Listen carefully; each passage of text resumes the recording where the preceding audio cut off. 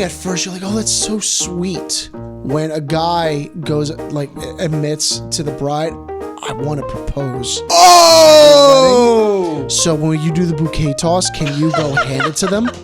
And it's a really good My girlfriend. All right, we get it. Okay, you have a girlfriend. Congratulations. She's lovely. I don't know what she's doing with you. Yeah. Understand what you're saying much more, and your message is going to come across much more clearly to the guest that you're speaking to. The number one thing you should absolutely do in these speeches is be genuine and be yourself. Don't rely on online sources to tell you how to give a speech when the reality situation is you may not be an articulate person. And now the bride and groom are put in a position to say no. They go like this. They go like this to me. Look. They go, no. And I go, perfect, not a problem. I'll take care of it. This is what I do. This is what I do. And the funny part is that everybody laughed. Yeah. Why did everybody laugh? Because he found it. All right. Guess we're live. That's how we start. Episode 10. John's a millennial. I was thinking about that. Am I a millennial? You're not Gen Z. I'll tell you that right now. No, I'm not Gen Z. You're a millennial. I'm 91. Yeah, you're a millennial. All right, so I'm a millennial. Oh, that's like perfect millennial. You're a perfect millennial. I'm Gen Z. I? Yeah. So it's like a millennial talking to a Gen Z right now. We need Aldo to get like Gen X in here. We just might as well get the rest of the alphabet while we're at it. Right, Doug, Lewis. Yeah. Some World War II vets. All right. So this is episode 10. Yeah, and this one we're gonna do on our own. We actually have a couple of topics that I think are really interesting, specifically because the first topic I want to go over is actually a post. I want to see if I saved the post. Let me find out who it was because I'm part of the DJ idea sharing Facebook group. Okay. So basically, folks, what that is we, for the most part, join Facebook groups for other DJs and other vendors to kind of discuss like what's actually happening. Yeah, it was. He was the founder of the group. His name is Mike Fernino. So shout out to Mike for this. He even like coupled it where it's like, it's a long read. So I'll try to summarize it. And basically he's quoting a bride from the Boston area where she talks about having a bad experience with her DJ. And the reason why she's bringing this up is because she found that DJ on Wedding Wire and The Knot, also known as the parents company, Wedding Pro. Correct. Okay. So for those who aren't using it yet, Wedding Wire and The Knot are two online directories. Online directories to find your vendors. Yeah, they're online directories to find your vendors. And I think that this is something that we have to actually bring up. The Wedding Wire and The Knot, although maybe branded as it's for brides and grooms and couples getting married, believe it or not, really aren't built for brides and grooms. They are built for the vendors who are using that platform to be found online in the directory to brides and grooms. Make sense? Makes perfect sense, John. Yeah. So why is that important? Because their model is you pay to market, right? Yeah. So if you pay whatever premium package they have, you end up being at the front of the search results of the area you're searching for. So if you're getting married in, let's just say, where we're from in Manalapan, New Jersey, and you're looking for a vendor in Manalapan, New Jersey, you fall into a category of an area that you could be platformed on. And based on the package that you're paying for, you will be one of the first searched results for that area and for that category. Based on just the reviews, right? No, that's where it is controversial. So the review system is essentially to tell people what previous couples had experiences with, right? So you have 5-star rating. Mm-hmm. You can do 1 to 5 stars based on your experience. And then you also have the ability to give a description of why you gave that rating. Okay. Right. So it's a review. It's a legitimate review. Yeah. The trick about the Wedding Wire and The Knot or Wedding Pro is that their model is for vendors to pay a premium service in order for somebody who is, let's say, got 26 5-star reviews. They would be at the top of the search based on the area and the category they serve. Got it. But they'll be in front of somebody who has 500 reviews. That's awful. Yeah, it's not really good. Now, basically, the post shows that Google reviews is actually more accurate. Correct. For brides to or couples to actually take in consideration, because Google you cannot remove unless it is a slander. Yeah, exactly. Libelistic, if that's the word. Libelistic reason. Yep. And you have to dispute that with Google, and then Google also has to do its own research to find out if it's a legitimate reason. Wow. So check this out. I also bring this up because in Wedding Wire the Knot, you, the vendor, can request to take the review down. So if somebody gave us a 1-star review, we have the ability to ask them, hey, this is inaccurate. They're like, in this scenario, they said, oh, we didn't do business with them. The DJ actually said that the client that left a bad review did not do business with the reviewer. Wow. Yeah. And wait, I'm already going to kind of like put the puzzle pieces together. Because the DJs, the vendors, and you said this earlier, pay for the service, and they're kind of like, it's meant to, this platform is actually really meant to benefit DJs, right, and vendors. Right. They have the authority to say, hey, we never worked with this couple before, and have that review They can make the taken argument. down. Yeah, they can make the argument. They can make the argument. So if I'm a bride or I'm a groom, and I don't know that information, I'm basically under the impression that, oh, they're doing me a service where I don't have to use Google. I'll just use this directory. Wedding Wire, this directory. I'll use this directory of Wedding Wire and the Knot, where it's primarily focused on weddings. Mm-hmm. And I'm going to find the vendors that I need to search for my wedding based on these parameters. Okay. Now, obviously, I guess the defense of Wedding Wire and the Knot is the consumer has the right to scroll past the first 3 options. Or the first 5 options, like the first page. They have the right to, but will they? I mean, we're so accustomed to, like with Google, any search platform, the first page is what you stay on. Correct. So that's the defense on the client side or the bride and groom side. They're like, no, you're giving us the top 3 for a reason. Or right? we believe for a reason. We believe for a reason, right. And they just don't understand the reason is they're really not fix that algorithm? It's not, but it's not an algorithm. It's a pay. It's basically a pay for play service. Right, but shouldn't the system calculate the average amount of stars based on like wouldn't they be able to calculate? Hey, this person has 4.5, but 456 reviews over this 25 review 5-star DJ. Well, I think that's where their system does come into play.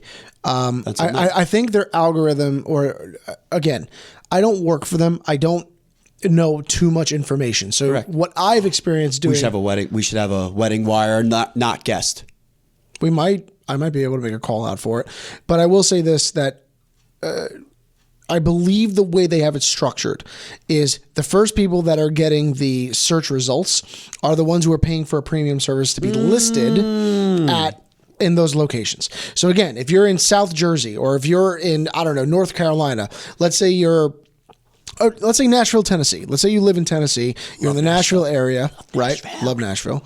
But you're in Nashville and you're looking for entertainers or bands in Nashville for weddings. Well, the band that pays a premium service for a year is going to be the first result you see when you look for it. The category is band, and then you type in area Nashville, Tennessee. Okay. And then it's going to populate all the people in Nashville, Tennessee that are listed in those areas. Okay. But the first ones you see are the ones that pay the premium service. Okay. Regardless of the reviews they have. So, regardless of the reviews. So they have one review, they can still be number 1. Not saying they are, but they can be. Okay. Next question. Wow, that's interesting. Okay. The other question is, do they... almost forgot the question. I think I did forget the question. Oh, yes. the top three, like, are there tiers of how much you can pay the wedding wire and not? For instance, like, Yeah. Okay, The answer is yes. Sorry, let me cut you off. No, you didn't cut me. That was just my question was, like, for instance, we were on the wedding wire or not. I don't know if we still are. Yep. But we're not paying that premium subscription. Yeah. Right? That premium. Well, that also goes into the next part of the conversation that most vendors are having an issue with for wedding wire and the knot. Aldo and I decided we were going to pay for a monthly service to actually be promoted in the South Jersey area, right? That location. And instead of, I don't think we were the premium because the spot was already taken. So interesting. Yeah, so it's a slot opportunity too, which is weird because they basically tell you, oh, hey, yeah, like you can't be number one because that slot's already taken, but you'll be in the top 3, and it's this much a month. It was this much a month. And then this basically is to just give you an advantage to get more leads, right? Here's the problem. All the leads we got, we actually started seeing bots. Like we started actually seeing like fake leads. Yeah, yes. Me and you.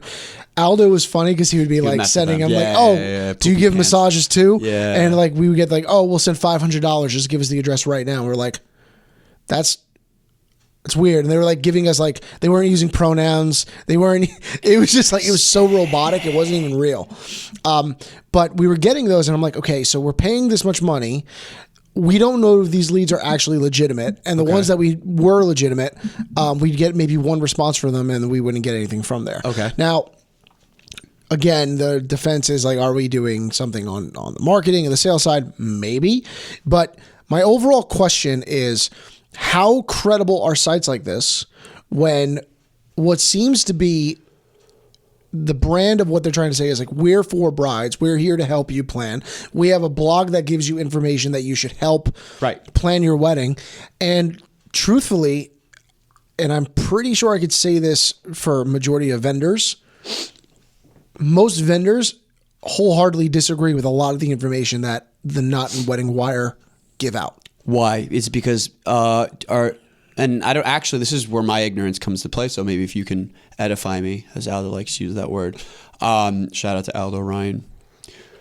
Edify me on why DJs disagree, or at least wedding wire and the knot, why their information is not really like, is predominantly disagreed with upon like the community. The DJ community. Because from what I understand, a lot of the information that they post is meant to be generalized throughout all of the United States. Got it. So it's not regionally. Got it. It's not regionally. They have regional statistics, but even those regional statistics are kind of flimsy because, for example, they'll also tell you, like I think Aldo and I did a podcast episode 4 or 5 when Aldo was on the first time.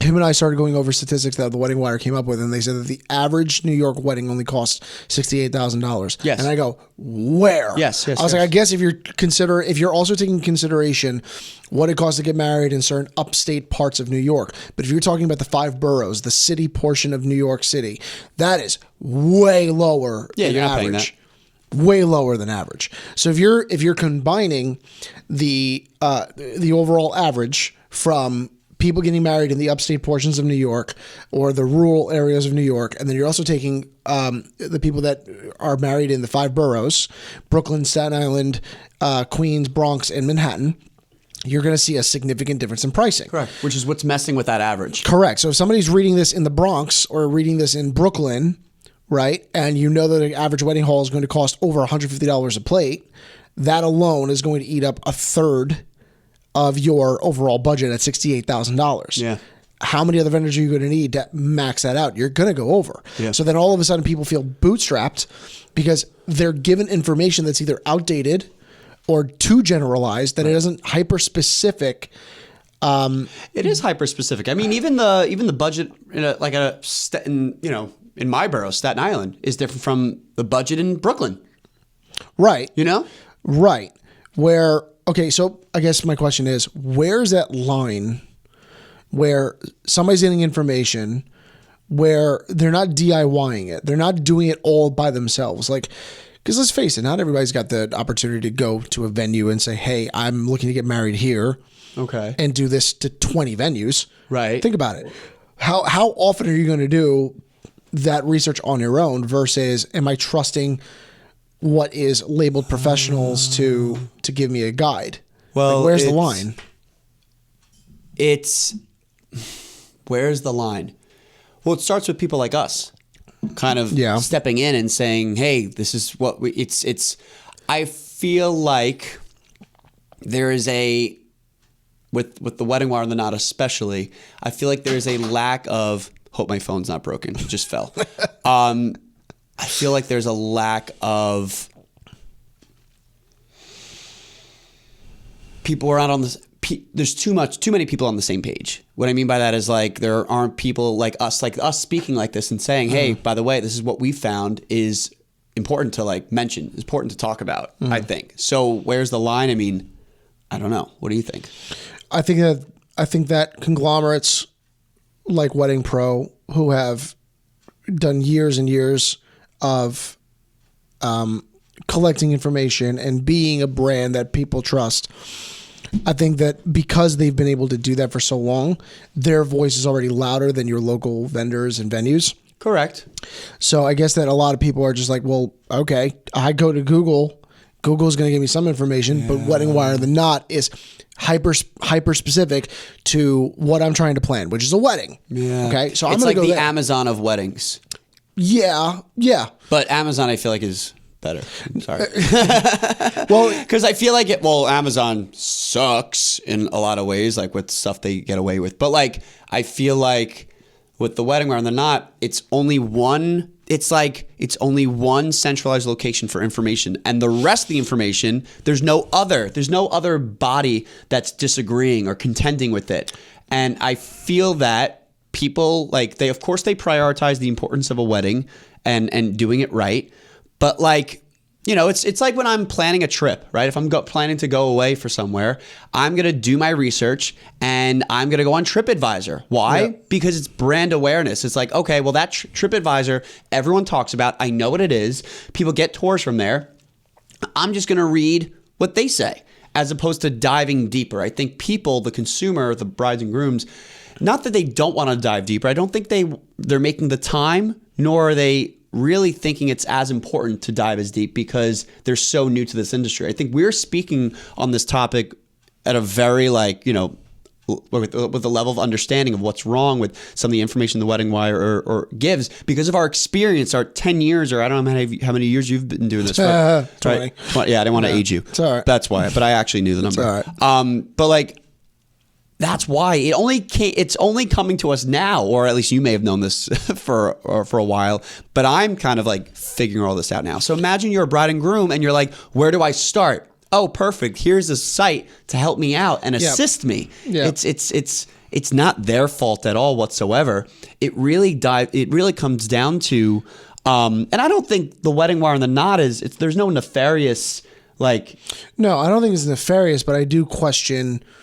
Correct. Look, as an event professional with a fiduciary responsibility to make sure that couples who are shopping with us, working with us, that their money is spent correctly. You can't be misguided with the finances that you're trying to reserve and thinking that you're going to get certain quality vendors for a budget that was given on a generalized blog that does not pertain or qualify you in the area you live. Because I feel like the budgets are unrealistic with a lot of the inquiries we were receiving with. Dude. Okay, I'll leave you with this, right? You go to a major hall in the state of New Jersey, and we're talking a hall that literally does 5 to 7 events a week at a minimum. They are not coming lower totality than $200 a plate. Right. It's very rare right now. Very, very rare. And that is a hall, not a restaurant. Correct. Do not get it confused. Those are two different entities, people. Do not confuse a restaurant and a venue. A catering hall venue, okay, is specifically designed for a private event. It is not for the generalized public to come and dine and have things and then rent a room out for you to have a celebration. No. There are two different things. A venue is solely prioritizing private events for them to pay their bills. So they handle the catering, they handle the grounds, they handle the security, they handle all the other services that are associated with that venue solely for a special event. Restaurants have the ability to serve a general public. So you can go to a restaurant, have a dinner, and then still hear parties going on the upstairs room or in the back room with 200 people. Why? Because their venue's big. Correct. Now, I tell this to people because you have to understand the differences. The restaurant can make up. We had this conversation on another podcast. Yes, the restaurant can make up for the amount of money they're losing if they don't have a private event. Private events for venues can't do that. They're not going to open the doors to a restaurant for anyone, right? So if they don't have something booked that night, sorry, they're SOL. They're exactly.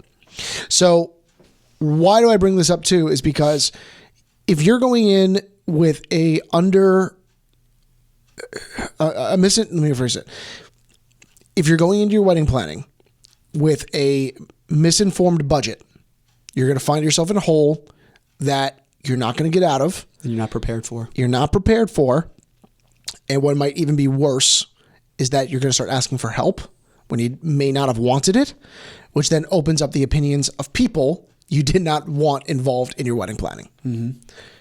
Ipso facto, parents, possibly siblings, you're calling in favors to friends. Like I've witnessed these things, and it sucks because I can't tell you how many times a bride tells me, well, my dad's paying for it, so he has a say, or my parents are saying it for it, so my mom is adamant that we play this or we do that, or I'm I have to have this done, or this person has to have a speech. You don't, unless you're okay with it and you're like a laid back bride and groom, you don't want that mess. Yeah. I'm telling you don't want that mess, man. It's not pretty. And I think, go ahead. I feel like also that whole tradition though of parents paying for the wedding, mom, like especially the bride's parents paying for the wedding, that was like a long standing tradition. I feel like that's kind of going downhill too, or people aren't really doing that anymore. You got your parents got $100,000 to drop on your wedding. That's pretty close to what it costs. Which is why I think there are also like a rise in micro weddings too. I think with our economy as well, it changing and not being like what it was in like the 60s and 70s or whatever, 80s when my parents got married. Well, my parents got married actually in the 90s, so never mind. 60s, 70s, 80s. My dad was born in 1969 and my mom was born in 1970. Okay. So now everyone knows how old they are. Well, not much. Do the math, people. My mom's going to kill me if she hears it. Yeah, well, we won't tell her about this podcast. That'll be our little secret. Okay, anyway. So what I'm trying to get at, though, is that the economy was different, I'm imagining. So parents were much more willing to spend, obviously, as more of a tradition, whatever that might be. Now, all my friends are DIY. Well, they're not even DIYing it, but they're paying it up themselves. Well, from what I understand, back in the day, a lot of other things that are not offered anymore at venues were included. A lot of centerpieces, a lot of other invitations. Yeah, a lot of those things were actually, at least in the New York area, were also given to a lot of venues. Not all of them. I'm not saying all of them, but also the grandiose of weddings wasn't what it was, because I think I think that the documentation of weddings now with film specifically or video specifically has created a trajectory that people must have something that is worth watching. Correct. And I think that there are drama shows. What do you mean drama shows? I mean, you literally have today, my wife, Love is Blind. Right? Love is Blind. Oh, yeah. Aaron and I were watching Love is Blind last night. Blind, by the way, just so you know. Well, I'll tell you, I think it's nonsensical to put stuff like that, which creates an expectation for weddings that here is not real. Okay. Let me better explain this, right? Okay. You watch somebody out there have these beautiful things happening for their wedding. Okay. And there is literally no price tag. Correct. It's not associated. To tell you what this costs. Of course. I see it So on social now media you're all the like, time. I want that. That looks awesome. I want to do that for my wedding. Yep. Vicky was talking about I want the mirror runway for an aisle. Right. I want I'm just trying to think of like stuff. I want the champagne thing, champagne flutes, the champagne tower thing. I want sculptures. I want this. I want that. I want LED video robots. I want, like, you name what they have. And you're like, oh, this looks so great. And then you're like, okay, I got a budget of $70,000. And all the things you envisioned for your wedding start going down the toilet unless you're willing to pay. And what happens is you're like, oh, okay, I'm willing to move my budget up a little bit for this.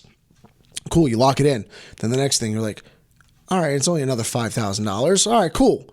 And you're like, it's only another $1,500. Okay. And then all of a sudden you get in this inflated cost that I think a lot of people are like really stuck behind. Yeah. Well, and then they get scared. Well, I'm also, as we're talking, I'm getting scared because you're like, I'm not married yet. Like, well, that's what I'm saying. So hold on. So like someone like me, like I actually was talking, never mind. I was going to say to Aaron, but I was going to say, like, we were in the car last night, right? Yeah. And we were saying hypothetically, if we were to get married, right? Right. Hypothetically. And we're like, okay, we're in the car. I'm like, and I'm thinking weddings cost a lot of money. Yeah. It's like 2 years or 3 years or 4-year college degree. Like that's pretty how much sometimes you're spending up to that amount if you're doing it right? You're not DIYing it yourself. How do you start? How do you justify that price? Like for one day of your life? Like that's incredible to me. And like, it's a real, with you know, my generation, and we're straight out of college, and there's, you know, lack of opportunity we're finding, and jobs, and the cost of living, but our income is so low. It's like, how do we keep up? How do we catch up? How do we, like, I have to start now saving up for my wedding. Yes and no. So the smart thing you do, which is, it comes down to, number one, make the decision that you're going to pay for the wedding yourself. That's number one. That's the decision I'm making right now. That's number one. So if you're saying, okay, I'm paying for the wedding myself, that's me it. and my fiance, we're fully responsible. There's no other. Okay, well, what's the time frame in order for us to save the amount of money? Shit. Nowadays, I have to double check the statistics, but right now I think the average is about 18 months for somebody to actually, from time of engagement to the time they actually get married. 6, 12, 18. 18 months, a year and a half. Really? To save? On average, the average. I guess I don't make enough then. Well, hold on. You're not. So the next thing is you have to look at both of your incomes and you say, okay, what do we make in a year together? Okay. Split that in half. Okay. And then times it by 2. So basically, and I don't say, oh, that's 1 year's. Right. It's not a year's salary, folks, because guess what? If, let's say, the bride makes $120,000 and the groom makes $50,000, or vice versa, that does not equate to 1 year's salary. It doesn't. It equates to the combined total of what you guys make. Okay. So you have to combine it. So we did that. We said 120 and 50, so that's $170,000. Right. Divide that by 2. Got it. And then basically double it again. So, you know, you get the concept that I'm getting at is, well, I guess it's $170,000. Yeah. I don't know why I just did. Why am I running in circles? I did math the hard way. All right, so you say it's $170,000. Your grand. So guys, don't do any math. No arithmetic. You don't have to go back to school or anything like that. No, you don't have to get your GED. If 170 grand is what you guys can make, then I would tell you that, hey, you can, assuming that you don't own a home together, you don't have kids together, you don't have super major responsibilities together, like your debt to the stuff that you have. And again, I'm not a financial person. I'm just giving you roundabout concepts. But if you have $170,000 to play with, you'll be okay. Yeah. Can you save $170,000? Well, you're basically saving half your paycheck a month. Can you live off the other half? Yeah. Most couples nowadays, they can't. When they can, if there are certain things you're willing to sacrifice. Yeah. It's for example. So investing in a wedding is a sacrifice. That's the. Yeah, that's the punchline. Now, the overall question you have is, well, do you have to spend $170,000? No, you don't. But you also don't go in there saying, hey, if I make $80,000 together and you're making, you dedicate $80,000 one of your salary to planning the wedding, well, you're not going to go, or in my opinion, you should not go venture out to the Shadowbrook at Shrewsbury. Yeah, you're not doing that venue, which is going to cost you at a minimum $40,000 to $50,000. Wow. Think about that. Why? Because it's shiny? Of course, yeah. All right, let me backtrack. and let me back that up. No. No disrespect to the show. No, it's gorgeous. It's gorgeous venue. They're a premier venue. Yeah, but if you don't have premier money, you cannot afford that. Correct. Sorry. Correct. If you want to pay it for yourself, you have to do that. Now, you could also approach it and say, all right, well, we are comfortable and okay to not worry about, well, my dad's going to pay for my dress, right? If the bride says that my dad's going to pay for my dress, your dress could cost you $5,000. Let's say your dad is like, listen, budget's $5,000. Yeah. You could find a gorgeous dress for $5,000. A gorgeous dress for $5,000. Yeah. You could find cards. You could have cards professionally made, not for $3,000. You could find it for maybe $300, $500. Yeah. What? Okay. You know, What I did mine at Vistaprint. In your advice, so in your advice, what in your experience? There we go. In your opinion, there's the word. In your opinion, what? And I hate saying this because it's like some people might say we're DJs, like we're entertainers. What can the bride and groom, if they are going to DIY stuff, what do you think they can afford to DIY, cheap out on, and circumvent, as opposed to finding a professional for? Number one, it's subjective because it determines on where you're having it, what your priorities are. Yeah, I know. Here's the thing. Don't DIY the things that are going to take the most amount of time for you to do. So centerpieces, that's going to take a long time. That's not, frankly, that's, unless you are a naturally creative person who does something like this for a hobby for many years, you shouldn't do it. Because number one, you're going to try to DIY a bunch of little pieces together, tie them all together. On the day of your event. Well, it's going to happen the day before. before. Okay. What happens in transport, they fall apart. Yeah. Then you don't have centerpieces. Right? Invitations, that's another one. Invitations can be if you don't know how to DIY. Properly design. You don't. No. I'm saying, can you, like, you can, all right, so don't, okay, got it. So don't circumvent that. I'm talking about stuff that brides or grooms can DIY. Okay, things I think that they can DIY. I think invitations is a perfect one. Invitations would be, probably at the top of the list, most likely. Sadly, but it is true. What about an Evite versus a physical invitation? I hear a lot of families doing that. No, I'm saying like couples that sometimes ask me, oh, should I just send it out digitally now, or should I send a formal one by mail? Yeah, I mean, truthfully, there's not too many DIY projects that you could do, because a lot of the stuff is going to be, at least where we're from, you're not DIYing catering, you're not DIYing.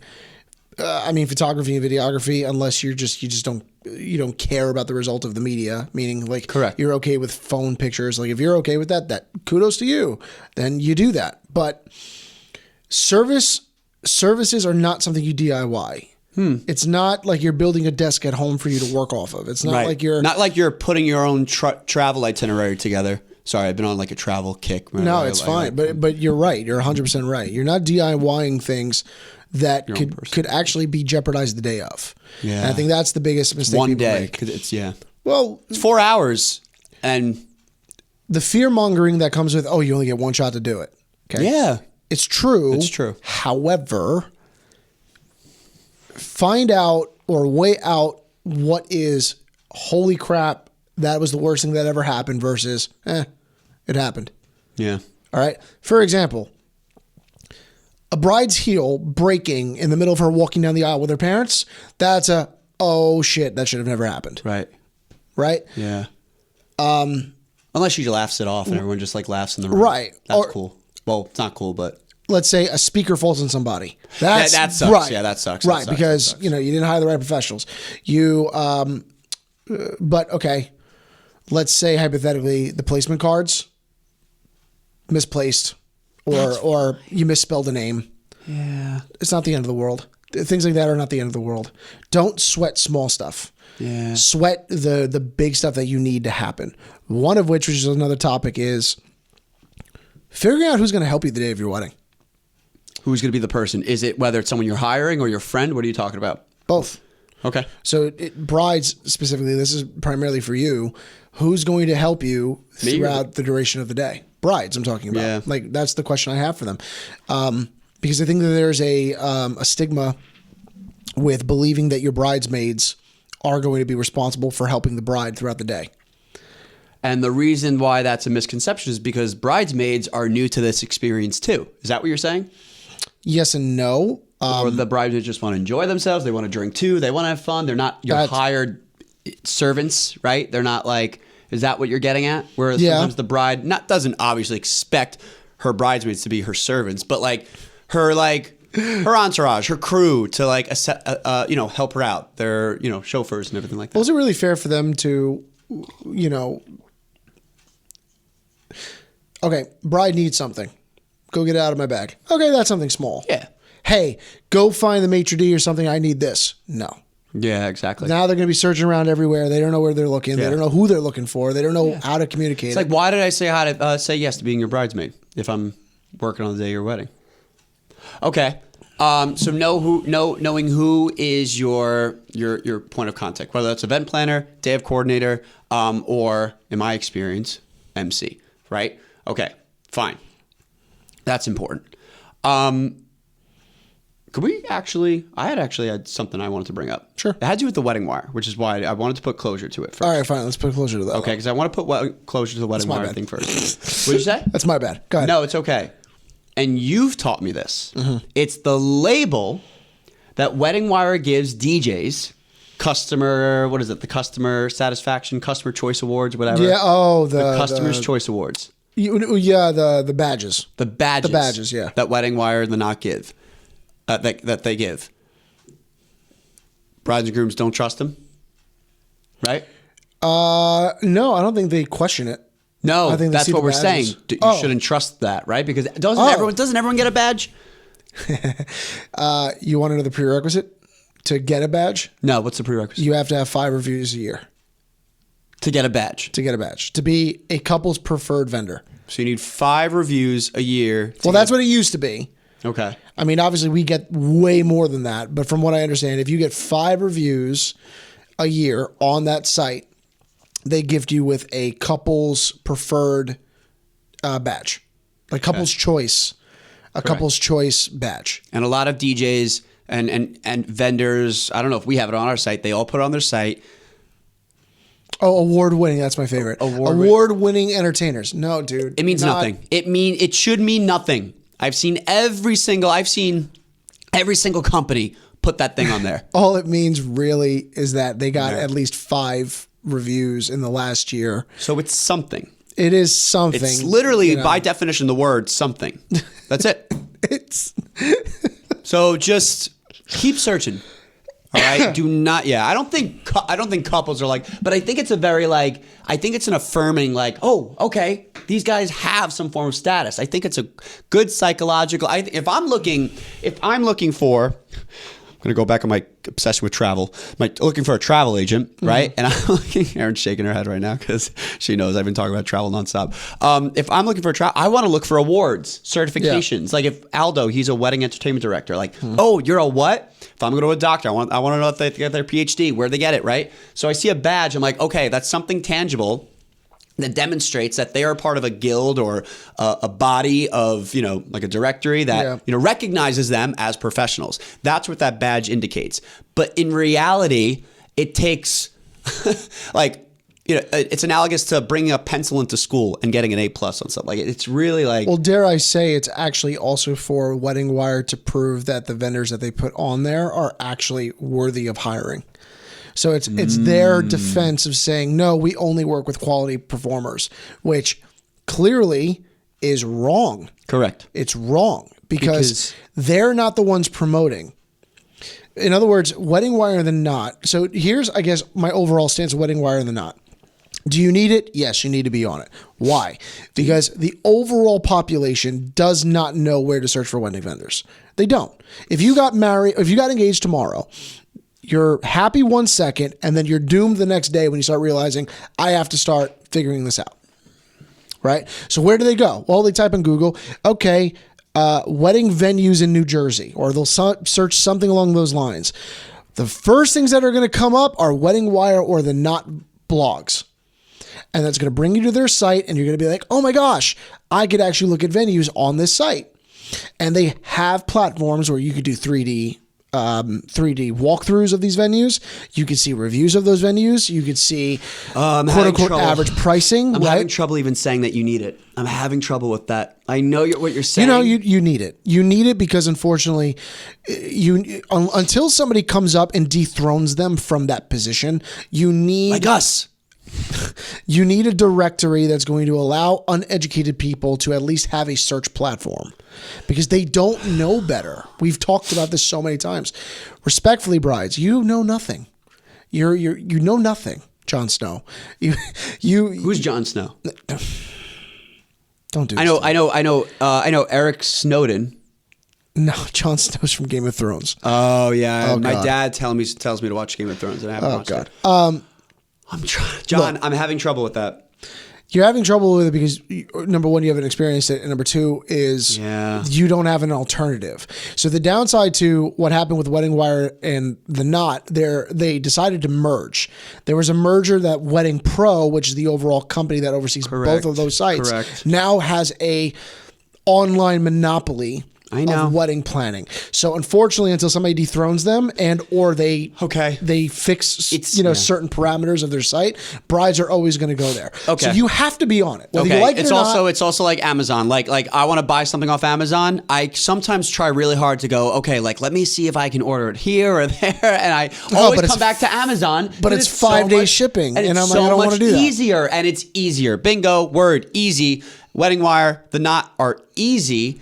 And they're convenient, and it helps you because you're busy. You have a job, you have family, you have other things in your life that you're doing. And yes, the wedding's important to you, but it's easy, and we're drawn to easy. Well, I'll give you a perfect example. I have a client coming down the pipeline, an old friend of mine, Danielle and Mike. They moved down to Nashville, Tennessee. Okay. Danielle's from New Jersey, and they are looking at the Park Loft. And I told them, great venue. Been there, love Park Loft. She goes, really? I haven't seen it yet.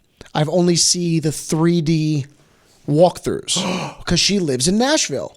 She lives in Jersey. They live in Tennessee. They're getting married in Jersey where their families are. Wow. So they're not going to fly back to New Jersey for a walk-in. To just walk in, to not make decisions. That's crazy. So now that she's like, okay, well, I'm talking to them. I see the 3D walkthroughs. The reviews are great on Wedding Wire and the Knot. This all looks great. Okay. I told her it's imperative that she goes there before she signs anything, obviously. I also gave her a couple of other places to check out because I have a fiduciary responsibility to make sure that she finds the right venue that fits them. Right. With that said, without Wedding Wire or the Knot, she would not know anything about this venue. She would not be able to have found this venue so easily. It does help. It does help. And that's where they are at an advantage. I just don't like their platform of how they have their vendors structured. Yeah. I don't like the generalized information that they post to couples that are reading a generalized blog. But at the same time, I can't blame them for that because they don't just cater to one state or one city. Not really. They cater to literally hundreds of thousands of people. The one thing I blame them on is the review thing. That's silly. The review thing I'm not a big fan of because I think like if you have to keep that into account. In my opinion, in order for you and they won't do this because it's not a good business model. Sure. But if I was to put my 2 cents in, you need to pass at least 100 reviews in order for you to be considered in the top 3, and you still have to pay. Right. And it's not a good business move for them because it's longer term, yada yada. I'd rather that be the case than just anybody doing it. Okay. But the other side of that coin is, well, how does the new guy get an opportunity? And then it oh shit. So this is a gray area. And then it just rewards the big players. Right. And then boom, you're fucked. Yeah. Well, this is the gray area. This is the gray area. Wait a minute. Wait. Okay. Sorry. Keep going. This is the gray area. Okay. You have to allow clients to be able to feel comfortable with the decisions that they make. You have to start with the directory, and you need to have the directory, and the directory's overall responsibility is to cater to the people searching. The downside is that the Wedding Wire or the Knot should not be the end-all be-all why people should search that way because their platform is really based on not the consumer, because they don't pay anything to the wedding wire. They're not. vendor. It is the vendor. So in addition to looking at the wedding wire,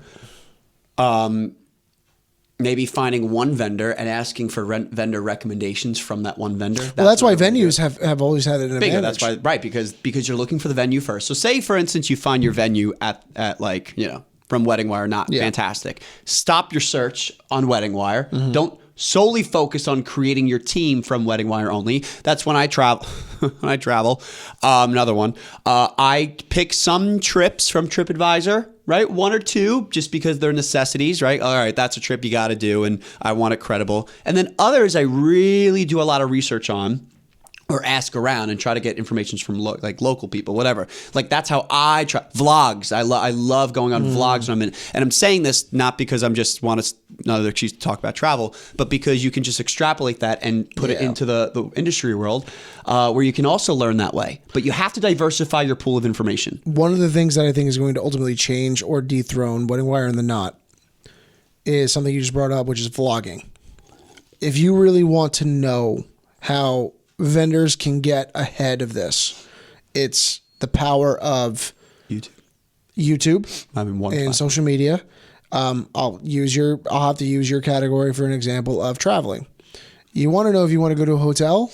Don't look at just the reviews. No. Go on YouTube. Yep. Type in the hotel name. Yep. And do walkthrough. Yes. Because what happens is there are tons of people who bring their cameras with them and they walk through the entire resort and they show you, oh, I like this. This is great. This is great. Some people, even travel agents, I'm not super trustworthy in totality. You gotta be careful, yeah. But yeah, because they're not paid. Well, they're commissioned, but they're also not that they get paid, but they get what's the word I'm looking for? Comped, if you will, to go there to review it. Correct. So there's already a bias to it. Correct. Even if they don't give the worst review, it's not fully honest. Correct. Because it's a business at the end of the day. And, Right. And you gotta play to that. So what I'd rather do is I'd rather go see somebody who's on vacation and user generated content. Exactly. User generated content.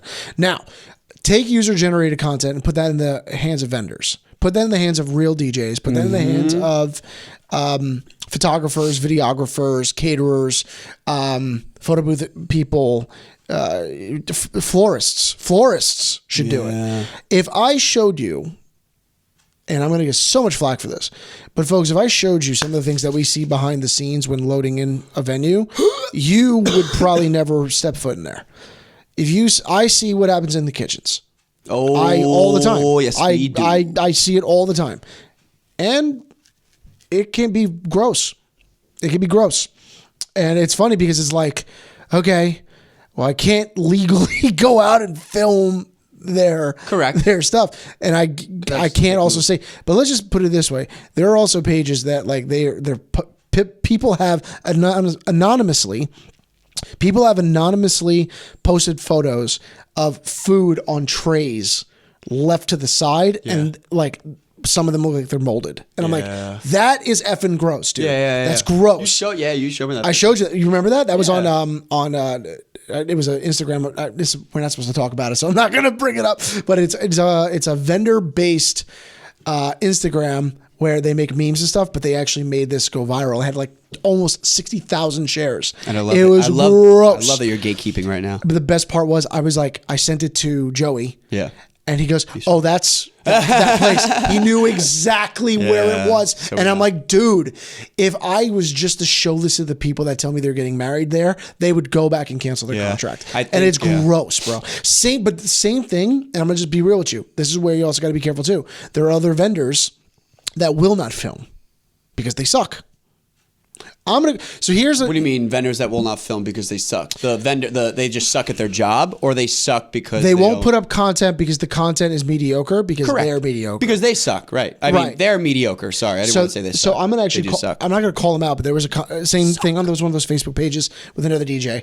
So somebody posted that he's a business owner out in the Midwest, and he goes, oh, anytime somebody asks if we have videos of us DJing, I say, oh, don't go by that because the DJs who do that only post the best stuff. I'm like, dude. So what you're saying is, what I'm doing, the result of what I'm doing makes zero sense because I could edit what I'm doing. And it holds no water. That's what he's saying, basically. Yeah. Like, right, what I just saw, you giving a packed dance floor is like, oh, he's only showing the good part. Exactly. Right. That's exactly what he's saying. Okay. That's a good part. Show it. If I have a packed dance floor, there it is. I'm doing something right. Correct. If you created a packed dance floor, and the data would suggest, or like if you would just project that, it'd be like, okay, this was most likely the entire night. It's not like he got lucky. Right. Exactly. Also, you're justifying possibly a higher price tag. You're justifying why you're constantly booked. Yeah. You're justifying all the things that you need to do in order for you to actually be considered a true professional. And couples are always asking for footage. Oh, nowadays, always asking for footage of the DJ. So you're a dinosaur if you're not taking footage at your own event. Sorry, you're a dinosaur. Frankly, if I was a bride or groom, I wouldn't book anybody unless I actually had some kind of legitimate evidence that they are able to document their work. A nice body of footage, a compilation of your best work, putting it together. It does not take much time. You can put it on your iPhone, if anything. I'm saying for DIY. I know you got you're Mr. Tech guy with the Best Buy and stuff like that. But you put your phone, put it on a tripod, and boom, just capture the result you have. And that's it. Make a nice compilation on CapCut, iMovie, and call it a day. It doesn't have to be anything crazy. You're just extraordinary with the way you edit. And the way you invest. I'm saying, like, for instance, I don't have the same passion that you have for technology and learning how to like improve things and everything. I think it's worthy of learning. But if I'm not that type of person like you, putting on your phone or getting a simple. You're not there yet, and I'll tell you why you're not there yet, because you have somebody like me who's helping you. And I say that. Yes. And I say that because as a business operator, I understand what it takes in order for us to be successful in regards to getting a client to say yes to me versus, hey, try doing this without proof. Try doing it without seeing Patrick on a wedding or seeing Aldo on a wedding or seeing Garrett at a wedding or a mitzvah or whatever we do. Because without that footage, without that content in today's world, it's to me, it's incredibly difficult to make a living. So the investment into that caliber of footage and that caliber of editing is necessary. It's necessary for both parties. It's necessary for the entertainment and or the vendor company to say, I am what I do. I do what I say. Right. And I am what I say I am, which is one of the premier vendors for your event. I'm proving it by taking the time to learning this craft so I could document myself doing my job so you can know that your investment's going in the right hands. That's number one. And number two, it's beneficial and necessary for the consumer, the client, because if I'm a consumer and I'm going to spend north of $5,000 for a service, that service better do exactly what they're promising me that they're doing. And that curated footage, the quality that you shoot with and you edit with, has to be basically match that price point that you're asking for. Is that that's what you're saying? So correct. Getting an iPhone and like, wow, this guy's $5,000, but he shot it on a silly iPhone that he bought refurbished. That's what you're kind of saying, that you gotta have skin in the game. You have to have skin in the game, and you also have to be able to say, and this is where my competitive streak goes, you show me somebody you're considering, and I have a plethora of proof. Do they have the same? Mm-hmm. If the answer is no, and I'm more money, there's a reason. Can you at least understand why I'm more money? I am more of a guarantee from what I'm giving you than the person that's not giving you that content. Correct. So, that's a great point. So because sometimes I've thought about it like, well, I think the price point should always, in my mind, all right, the price point is going to justify, well, obviously this person's better, but it doesn't stop there. You must have. Well, what's your proof? What's my proof? I would ask, if a photographer came up to me and said, I'm $15,000 starting, and it's just the photos, and another photographer comes up at $5,000, and it's just the photos. Do you honestly believe a uneducated consumer can differentiate the quality of the photo? No, I don't think so. So it can't just be about the photo. It has to be about the experience of which they're paying for. You don't go to Disney World, okay, and pay cheap stuff because the experience of Disney World surpasses something that replicates Disney World in your local area.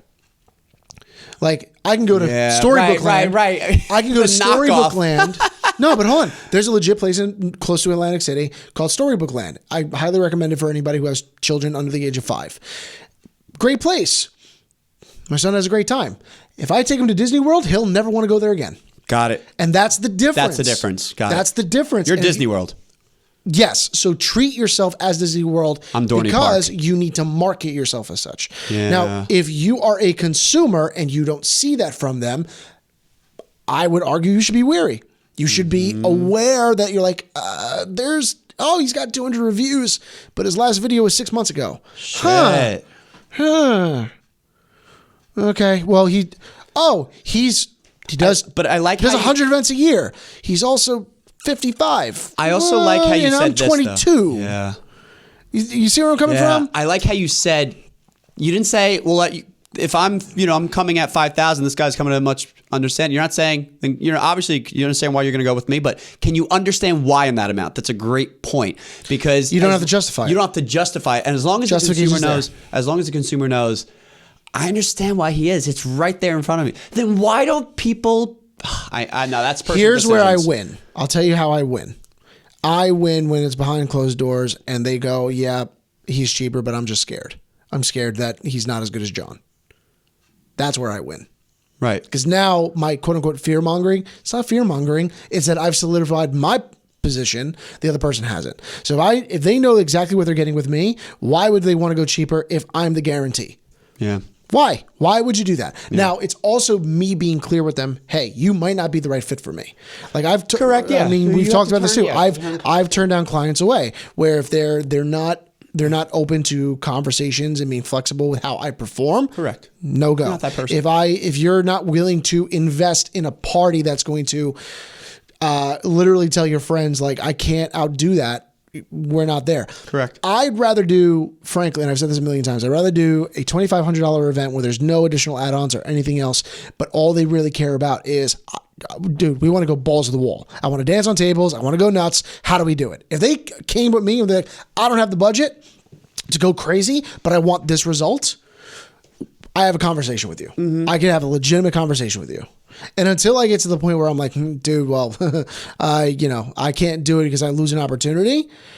Then I also hold weight of like, I'm in demand. I'm like, listen, dude, I would love to help you, but realistically to perform what you need to perform, you need $4,000. Yeah. Fair. Can you squeeze at least a 4?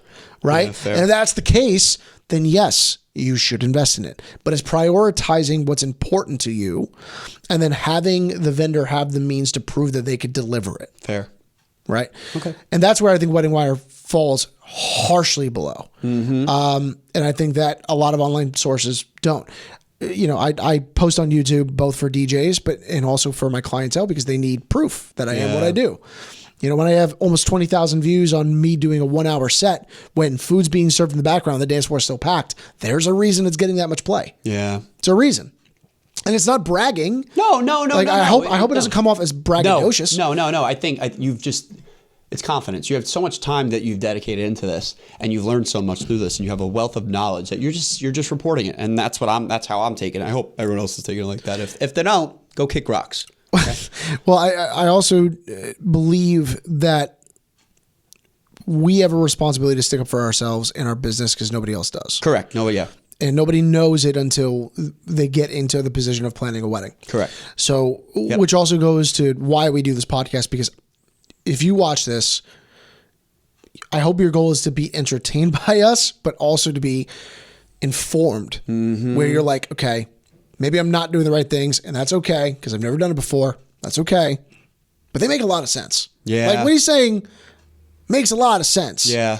Versus, oh no, he's just full of shit. Like he's just talking. I'm not just talking, bro. No. I promise you what I'm talking about is actionable takes. You just, for creating this, I actually want to know what else you have. Well, let's talk about actual takes. Let's talk about stuff that we talk about in this podcast that actually helps other people. Okay. We've talked about speeches in the past, but I feel like when we've spoken about it, we also talk about like the means of which you should give the speech. Let's talk about delivering the speech. Okay. Let's talk about, how you should give a speech at a wedding. Okay. First of which is rehearse it. So if you're a best man or a maid of honor or a sibling or a parent or somebody that's lucky enough to actually give a toast at a wedding or a private event, write it out, not the day before. Write it out weeks in advance and rehearse it. Mm-hmm. And you're going to rehearse it at a minimum 12 times, 12 times. Here's why. It looks really bad when you're reading off a phone. It looks even worse when you're reading off a piece of paper. I think it looks worse off the phone, actually. Paper, you took the time to print it. I'm being very particular. Being very particular. He went into the library and I got a printer. Like, wow, he found a printer, those things that they used to make back in the day, and he printed it out, took the time. I think that's a bit more of like a flex. Like, in about 10 years, wow. In about 10 years, you'll be like, what the hell is paper? Yeah, like, right, exactly. Like, what is that, an iPhone app? Exactly. That looks like an iPad, but it's only one but it's thing. Like, wow, it's all two. There's no like cover, no case. Yeah, exactly. Yeah. Well, so I bring this up because actually Erin brought this up, and it's a really good topic. Girlfriend. All right, we got it. Okay, you have a girlfriend. Congratulations. She's lovely. I don't know what she's doing with you. Yeah, I don't know either. But I will tell you that it is a very good topic, and the reason why is because when you read off a piece of paper, you're typically not emotionally attached to the speech you're giving. You're kind of just reading what the original. Words. You're reading what the original emotion was when you wrote it, and you lose it there. So the reason why I tell you to rehearse is because if you can somewhat memorize or create internal bullet points of what you're trying to hit, you don't need the piece of paper. Some people do. Some people do. Trust me. Yeah.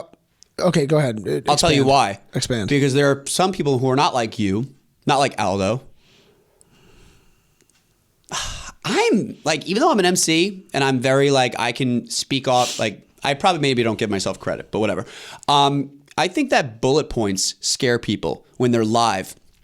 Some people are not as articulate as others, and they can't think and improvise as well as others. So you give them bullet points. Like there were comedians like I like to bring it into comedy. Comedians like Richard Pryor or Kevin Hart. When they would write their script, Chris Rock, when they write their scripts, or their bits, they would actually just write bullet points, and they would ad lib the rest when they'd go to like little clubs, comedy clubs here and there. Someone like George Carlin, the GOAT.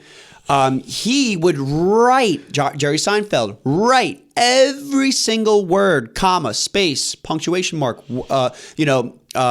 beat and emphasis on what he wanted. Like he had that down to a science. He was a writer and, so on and so forth. So I don't think the style of which you're writing matters. It's the confidence you have when you're delivering that speech that completely matters. So Erin was talking, she said from her experience, she's watching people and they're speaking from a paper. And you said this too, there's no emotion. They're monotone. They're like, and then because they're trying to get through their speech without messing up. They're constantly thinking about messing up. They're so worried about messing up that.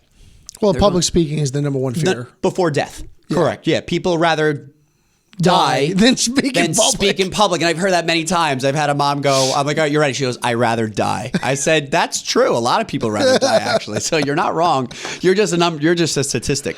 But she said, so she was like that. And I said, fine. So one of my offers of advice is if you're going to write bullet points because you have the confidence to be eloquently spoken, yada, yada, yada, and go off the cuff, fine, you have that confidence. Me, I rather write the whole speech. Yeah. I truly feel that because I like being fully prepared. Yeah. I think you can still speak from the heart when you have a piece of paper with your whole speech written, but you have to be rehearsing. You have to be confident in what you're saying. Another thing I learned, because I have a background in acting and I had an acting coach, he would tell me, he said, Patrick, when you're saying going through your lines and you're speaking out loud or whatever, and you're acting and you're performing and you're reading off the script, he said, if you think you're speaking slowly enough, you're not. Go slower, right? Just when you think you're going slow, slow it down again. Slow it down more. He said, and when you think you got it right, slow it down even more. It's like, right. what? It's like, yes, because you're on autopilot and you are speaking faster than people think you are. So remember this when you're saying your speech on the day you're writing, if you can, because I know it's going to be a lot, it's, okay, I think I'm speaking slowly enough. No, you're not. Slow down. slower. The other reason why you speak very slowly too, when you're either writing from your speech or actually speaking, is because you're able to digest every single word. Right. You wrote a beautiful speech for that person, and when you take the time, this is what you learned in mindfulness. I don't do meditation like that or mindful, but I understand that when you are mindful of every single word, you're able to chew, digest, ascertain, understand what you're saying much more, and your message is going to come across much more clearly to the guest that you're speaking to. And the other thing that Erin pointed out, and I think it's right, and I think you and I agree, is look at the guests. Look at the bride and groom when you're speaking to them. And that comes from prior rehearsal. That's when what you're I was speaking and you're looking at everybody, smiling, entertaining, laughing, looking at the bride and groom as you're speaking to them, it comes across that you're able to connect much more with people. You're referring to speaking to them versus speaking at them. You're not announcing, correct. Bingo. Speaking to them, with them, not at them. Well, number one, if you're writing and we've brought this up too, the number one thing you should absolutely do in these speeches is be genuine and be yourself. Mm-hmm. Don't rely on online sources to tell you how to give a speech when the reality situation is you may not be an articulate person. And that's okay. That's okay. It's not, it doesn't mean that your speech means anything less if you can't write a theoretical essay better than everybody else in the room. That's not the case. Articulation comes second to the emotional attachment to the reason why you're giving a speech. Correct. Why are you even chosen to give the speech? Think about that for a second. Why, out of everybody in that room, were you gifted the opportunity to say something? Not a lot. Right. And if you think like that, and if you're a bride or you're a groom, I want you to send this to your best man or maid of honor. You were specifically chosen because they love you, and you guys have history, and you guys have laughter, and you have probably tears, and you have a lot of other things. Use that in your speech. Talk about it. Mm-hmm. Talk about your relationship with that person. And if you're lucky enough to actually love the person that they're getting married to, talk about them too. Thank them. Because if you truly love the person, then you should be genuinely happy for them. That is what makes a good speech. That's it. It's very simple. It has nothing to do with the grandiose or the roasting or making people laugh. More people will actually say that was an amazing speech when you make them feel something. Yep. Like, it's almost like when you watch a movie where you see the dad hug the kid and you're like, I need to call my dad. Like, you're like, like stuff like that matters. But I think also people try to force that emotion. That's another thing. So when don't try to make people feel, you should feel, which will allow others to feel. Yeah. So when you put your heart, your blood, your sweat, and your tears into the speech, don't try to cry. Don't look to, okay, I'm going to cry. I hope to cry. The people that cry at speeches do not want to cry. Yeah. If you want to cry when you're saying your speech, the chances are that you're not going to, because you're looking for that emotion, and it comes across as performative. So when you're just speaking from the heart and you're so entrapped, encapsulated what you're saying, that may or may not come. It's okay. Yeah. Because if we're talking about speeches, there is that one wedding that you even bring up. The guy's name was John. He was the best man. Best speech. It was so folks, I can't begin to explain to you. I wish we could play it right now. I wish we could too, but I'll sum it up. He basically was like just telling the story of how he heard about the bride. Yeah. And he's like, so what's wrong with her? Yeah. And the groom's like, nothing. And he goes, we'll see. like he brings that up in the speech. And the funny part is that everybody laughed. Yeah. Why did everybody laugh? Because he found it funny. And he found it funny because it's me. Yeah, exactly. If you don't know me, you now know who I am to the groom. Yeah. And sometimes you need that to be present in the speech. Yeah. It does not have to be written. He didn't look at a piece of paper one time. No. Unfortunately, that also made him run about 5 straight minutes on the speech. Really? Yeah. It was because you wouldn't stop? It was a long speech. But he's sitting there with if I remember, I'm pretty sure it was an old fashioned because I saw a cherry and it looks like it was bourbon. Right. And he's like whizzing around. He's like, so what was wrong with her? And he's like, nothing. He goes, we'll see in about 2 weeks. Oh, I love that. And he goes, and then I met her. And then I was looking for what's wrong with her. And I found out There wasn't anything wrong with her. Yeah. And all of a sudden you're like, what was originally funny now just became sentimental. Sweet. Yeah. Became sweet. And you're like, okay, was that rehearsed? Maybe not. Yeah, I don't think Maybe so. not. I don't think that's rehearsed. A guy but it like was that, genuine. a guy like that, like you could tell, like he didn't rehearse that. There's some people in this world too, I think, that if you're not that person, fine, but they'll get up and they're them. 1,000%. No matter whether they're by themselves with one person or with their hands on the mic, whether for good or for worse. Because some people that can be a detriment to your wedding. But for that guy, he's just telling a story. Well, at my wedding, it's amazing. At my wedding, one of my best men was very short. Tommy was very short. He even told me, he goes, "I'm just letting you know, I'm winging this whole speech." I go, "Nah, dude." Like, I was like, "All right, real funny." He's like, "No, I'm just winging it," and he's just like, well, dude, like our whole relationship, all we've ever done is wing it. I was like, all right, fair enough. Fair enough, because he's still considering, all he basically said, he was like, listen, I've been with him even through all his like hard life decisions, like becoming a DJ full time. Right? And then he was like, you know, I want to congratulate him and Jess. He's been my best friend forever. Jess, you're the perfect girl for him. I really mean that. And he goes, so please, everybody just raise a toast to my best friend. And like, okay, fine, cool. You know what, though? Cool. I love that. Because sometimes I do. I love that. Yeah, it's simple, but it's meaningful. It's meaningful. It was meaningful to me. It was meaningful to Jess, and that's all that matters. But then Joey decided to dress up as the Pope, right, and do a whole eulogy in memory of me going out with the boys. Right. Okay, so that's a whole different way of approaching it. That's Joey. But that's Joey. And I think that's ultimately why don't read off a piece of paper, because that's not you. That's you putting yourself on paper because you're scared to do it in front of people. And that's a crutch. And that's okay. I get it. We discussed public speaking is not for everybody. So you're not public speaking. You're speaking to the bride and groom. Don't look at everybody else. Look at them. I still feel you can have a piece of paper with writing in there. And I think you can write it out and rehearse it, because the rehearsal is going to allow you to be able to dictate it without reading off the page. Yeah. So if you have it and you feel like you're forgetting something, all right, you can look at it, but you're not looking at the paper when you're speaking. No. I think that was Aaron's point. Yeah, exactly. That was it. Right. Exactly. I'm like, I know I'm writing a piece of paper because I like that feeling of like comfort, but I'm going to rehearse it and speak to people just like when I do my love stories. Yeah, exactly. And what? So I have another. This is actually not originally on our today list. How many speeches are too many? 6. No, I'm just kidding. No. I want to say stuff behind closed doors right now. Well, the doors are closed, but yeah, I want to turn off the cameras and say this. No, I'm kidding. I do actually. But how many speeches are too many? No. At a wedding? Yeah, or really any private. 4 to 5 max. 4 to 5 max. I'm giving you a hard number. 2 if it's a wedding. 2 for toast. 2 for dinner. 1 at the end for cake, right? A thank you speech from the bride and groom. Maybe there's Uncle Henry that, wants to say a couple words, right? Hey, how you doing? Like that, fine, not a problem. Mm-hmm. 4 to 5. Mitzvahs, life celebrations. Geez, depends on the community.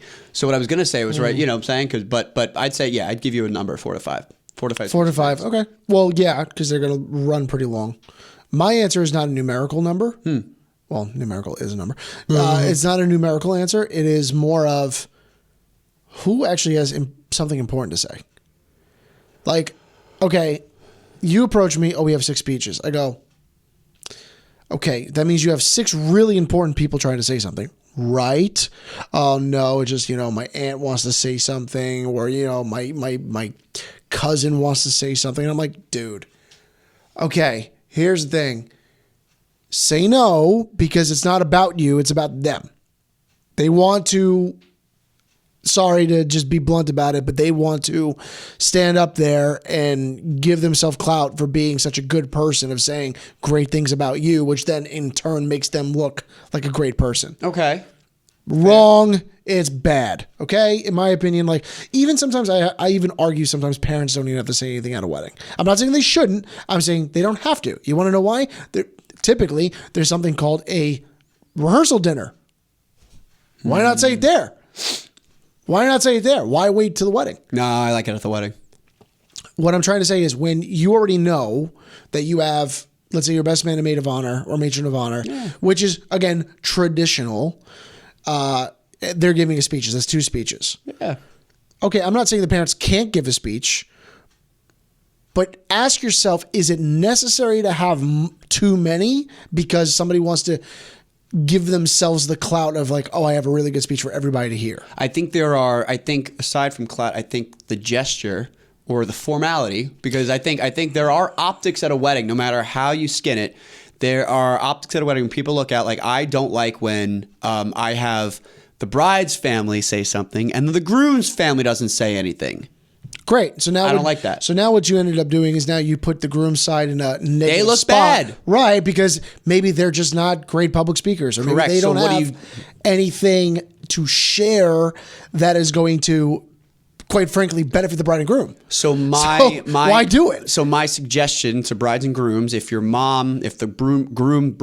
broom, sweep it up. If the groom's mom wants to say something, right, along with the husband, the bride's mom and dad, if alive and well in the picture, or guardian, whatever that might be, father figure, mother figure, should also say something, or neither. Or in a wedding, do it at a rehearsal dinner, or do it somewhere that is more intimate, which quite frankly, if it is a gesture of goodwill, then it doesn't matter how many people hear it, because the people at the rehearsal dinner are the most important people there anyway. Okay. So then what's the point?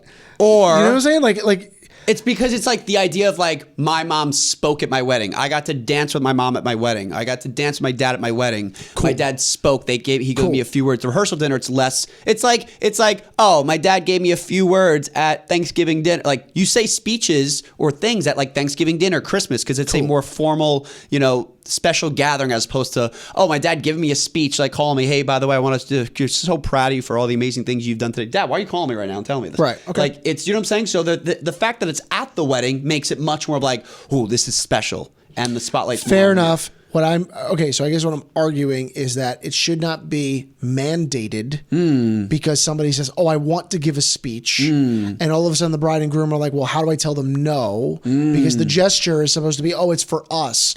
But it's not for you. Okay, got it. It's for them. So they're just using you as an excuse to say to everybody how good of a person I am. Because there are people like that. Oh, my goddaughter, I love her so much. Right. And, because there are people like that in your family, dude. And I guarantee you there's somebody you're thinking of right now that would do that. Yeah. I have one. Yeah. I have one. I had to stop that person from singing at my wedding. I was like, dude, you're not doing it. Why? Because it's not about us. It's not about us. It's about you. Yeah, you want to be. So, and I hate this.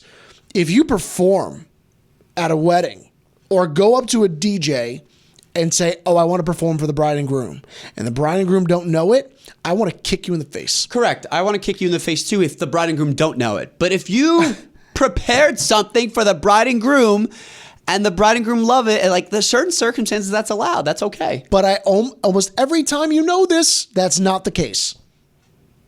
It's not the case. I think there's something. Okay. I think there's something beautiful though in hey, I prepared a piece for the bride and groom, and I'm going to sing a song or something like that, and the person's good. I think that's beautiful. I think that's the nice. Times where I've seen it work is when the bride and groom actually approach me directly. Okay, fair. Before the wedding and say, okay. I want my cousin to sing because she was on The Voice and she's amazing. And I think like, oh, she's singing our first dance. Or he's doing this because we want it, right? Dude, cool. But when the little 9-year-old niece whose mom is the bride's mother's sister. Let it go. Exactly. Oh, I want to sing this. Bro, that's not about you. It's not about you. And it drives me. It might actually be the number one thing I hate. Kid sucks. Get her out. No, it's not even about the kid. It's about, first off, what gives you the right to even think that this is okay? Yeah, it's a like, why do you think of all platforms for this to be the place for your kid to perform? Oh, I agree with you 1,000%. Oh, they'll love it. First off, it wasn't brought to my attention. Bitch, how do you know? Now you got to make me be the bad guy and say no to you. Or even worse, I now have to go over to the bride and groom and say, hey, just so you're aware, this person wants to perform, and now the bride and groom are put in a position to say no. They go like this. They go like this to me. Look. They go, no. And I go, perfect, not a problem. I'll take care of it. This is what I do. This is what I say. Right, I'll take care of it. I go to the client. I said, not a problem. I'll take care of it. Just wanted to run it by you. I'm going to tell the client because they're like, oh, don't say it was us. I said, I know. I said, listen, we have a very strict program. We're packed tight with a lot of stuff. We want to make sure there's enough dancing, formalities. We can't bleed out at the time because, again, we only have 4 hours to get enough done. I will try to do it. Okay, I'm gonna try. I cannot promise it. Thank you so much. I appreciate it. Boom, done. Dude, I literally hate it because you know what ends up happening when I tell them no? What? And I try to be emphatic and I'm about like we just same thing. Program doesn't allow it. We don't have the time. It's not the right time or place. Then let me go check with a couple. I have to do that because I'm like, okay, if they say no, fine. But guess what happens? They say yes. They'll go to the couple themselves. And now the couple gets involved regardless because that's also happened. So again, boom. If you are a bride and groom and you're watching this, if somebody ever approaches you that they want to do something the day of your wedding and you don't want it to happen, put your foot down and say no and do not feel bad about it. Yeah. I will have your back. If I'm your DJ, I got your back. Here's why. That person will get over it. And if they're sour about it at your wedding, kick them the F out. Get out. Because you're not here for me. You're not here for me. Why are you here? To make a sideshow of yourself on my day? Spectacle? Bro. Little. Right? Oh, yeah. That's it. Okay, so what's the difference of another thing? Okay, so now I'm getting on my high horse. And all right, how much? What are we at? What time are we at? We're good? Yeah, we got another. We got about 10 more minutes. Right on freaking so here's what I'm going to go, John. I'm going to tell you this right now. Talk, John. One thing at first you're like, oh, that's so sweet. When a guy goes like admits to the bride, I want to propose. Oh! So when you do the bouquet toss, can you go hand it to them?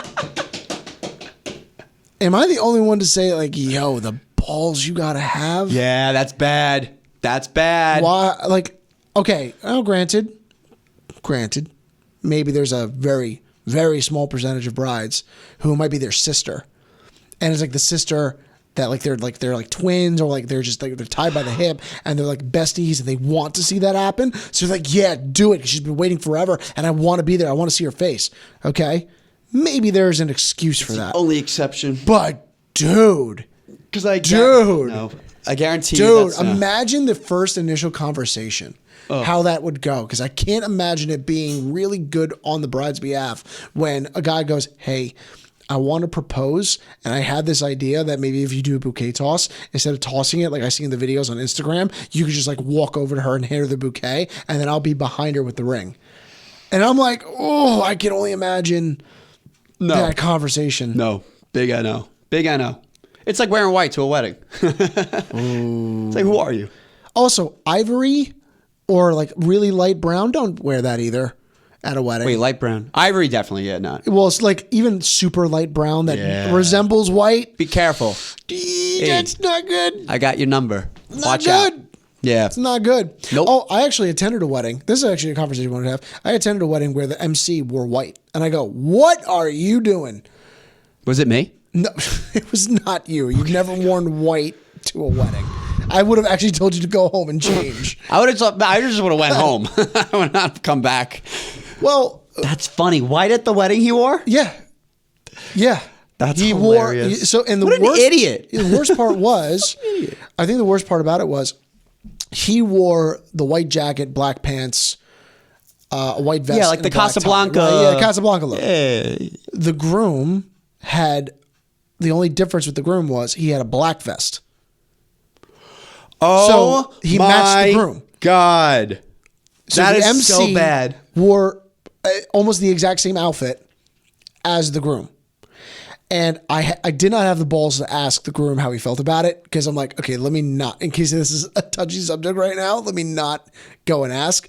But trust me when I tell you, my table 9, shout out to table 9, you know exactly who you are. We were talking about it. We were like, yo, how is this dude doing this right now?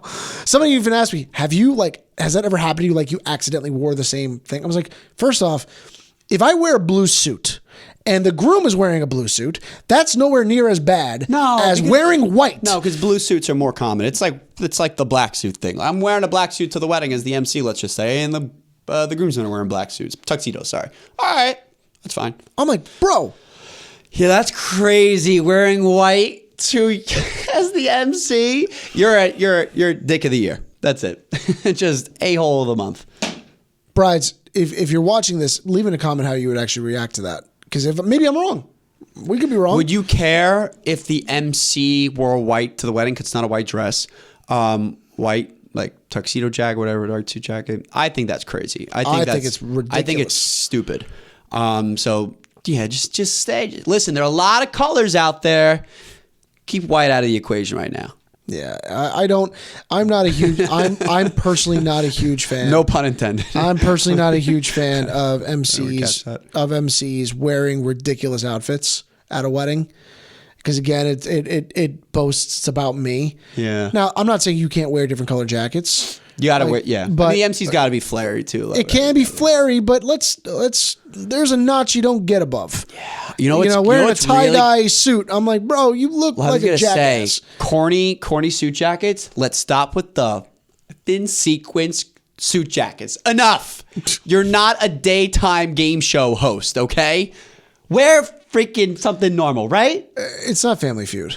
Let's not make it about Family Feud. Let's not. So people. Everybody, I'm sorry. I have to say the sequence suit jackets. They gotta go, John. Right? Well, unless you want to wear sequins. We've worn sequins before. However, the sequins is in taste.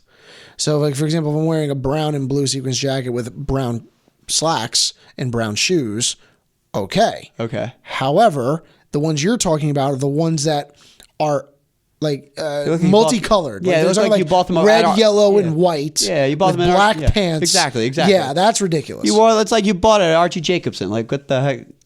Okay. Sorry, Staten Island. No, Archie that's Jacobson. We're gonna cut that out. Yeah, I think we're done. That was our. John, I'm exhausted. I'm crashing right now. Well, this was episode 10. A lot to unpack. I think we spent a lot of time on Wedding Wire and the Knot because that post really got to me. And if you guys have never watched this before, you guys can follow us on Instagram and TikTok. You can find me at officialjondivine, and you can find Patrick on Instagram and TikTok, Patrick_Soldi or as Aaron.Calderon. All right. Well, guys, again, this is Mixed Conversations. I'm Jon Divine. I'm Patrick Soldi. And we hope you guys had a great time. We'll see you in the next episode. Pow! Later, guys.